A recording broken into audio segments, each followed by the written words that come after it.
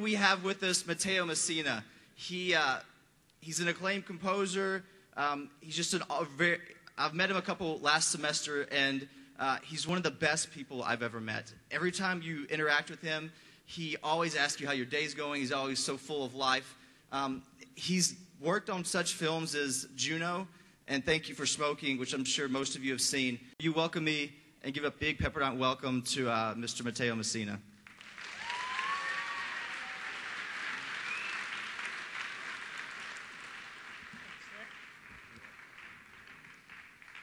Good morning. How you guys doing?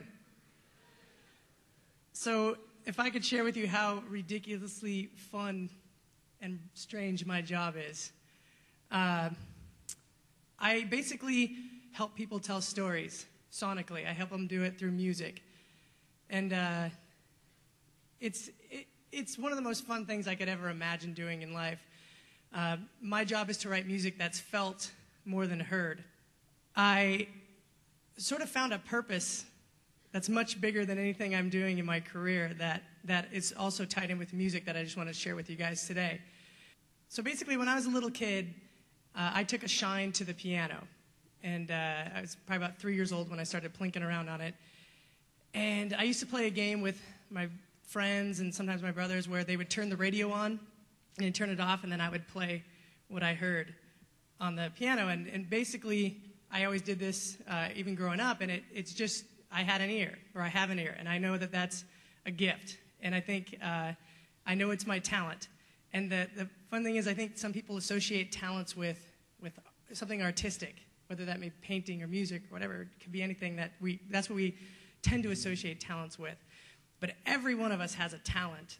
It's just that we don't know, a lot of us don't even know what it is yet. Some of us discover it when we're really young. Some of us discover it as we embark into adulthood, and some of us don't discover it until we're in our 50s or 60s, God forbid. But so I realized that my talent was music. And so, of course, when I went to university, I decided not to study music. I studied business. And so when I was at school, I missed home. And we had all these beautiful grand pianos around our campus. So I would go play piano at the campus because it reminded me of home, and it was always really nice. And then people that were around would sometimes, just sit around and listen and study and things. And then I had people say, "Hey, do you have an album?" And I didn't have an album, but I just started playing drums in a rock band, and I was like, I think I know what I can do, because we had a studio at our university. So I found a way to sneak into my university studio from 11 p.m. to 7 a.m., and I paid the engineers with beer and pizza, and I would record overnight when the university didn't know. And then I'd finish this album, and I'd walk over to the art department, and I'd say, "Hey guys, I have this album, I call it Trade Winds. Does anybody want to make a cover?" And I had like half a dozen people say, "Yeah, I'd love to do that." So I had all of a sudden 6 different ideas for the cover, and then we chose one. And then I went over to the graphic designers in the art department. I said, "Hey, could you help me make a CD sleeve, a J card, that sort of thing?" And then what happened was next time I went out to play, and somebody would say, "Hey, do you have an album?" I was like, "Well, yes, I do." And I would sell these things. And then I had it was something interesting where one of the resident directors said, "Some of my students like to listen to you. Will you play a little concert for us?" And I thought, sure, I'll do that. And so I went over there a few weeks later, and I had some of my albums with me, and I thought like 20 people would show up, but like a couple hundred people showed up. And I think it's because people were just bored. And because I honestly could not figure out for the life of me why anybody would want to listen to piano music. And I learned, too, that when people used to say to me, like, "Oh, I fall asleep to your music all the time," and I was like thinking that's not a compliment. But then I realized actually it was relaxing. So, but anyways, I played this concert, and then people asked for albums, and I sold all of them.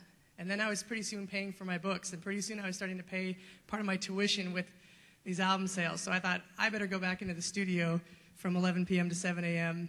with a lot of beer and a lot of pizza and record another album. And so I did this for a couple more. And when I was on my 3rd album, one of the engineers said, "Hey, have you ever used MIDI?" And I was like, "No, what's that?" And he says, "MIDI is how instruments communicate with computers." I was like, "Great." So he said, "Come over to this other studio tomorrow." So I went over to this other studio, and he said, okay, play one of your piano songs. So I played this song on the piano, and then I watched it go onto the computer screen, and it had notes.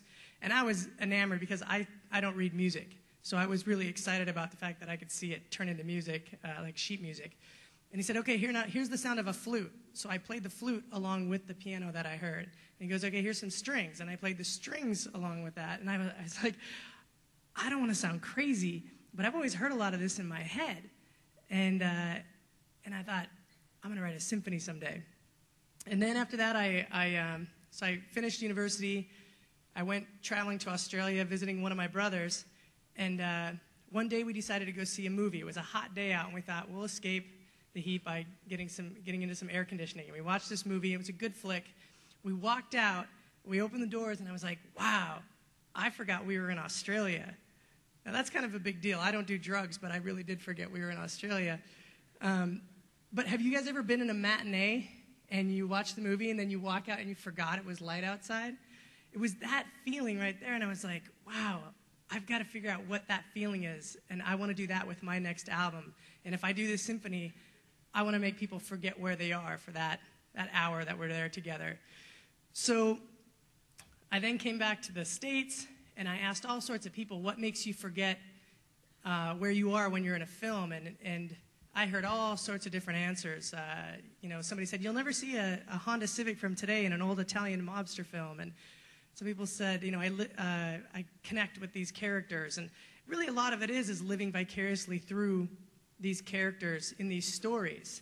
And sometimes they're heroic, like Spider-Man, and other times they're just so incredibly relatable. Even the clips you just saw, there's certain attributes in all those characters that we go, oh, I know that. I do that same thing. So when I got back to Seattle, I had this idea. I wanted to write a symphony about, I was talking about this with a friend of mine, where not only do you live vicariously through these characters, but I was like, well, if you look at maybe back in the 50s when divorce was more taboo, thankfully, and people could live vicariously through the scandalous lives on these radio soap operas. And thinking about that, and I was like, wow, because those soap operas are so dramatic. The highs are just like, oh, and the lows are like, oh, so dramatic.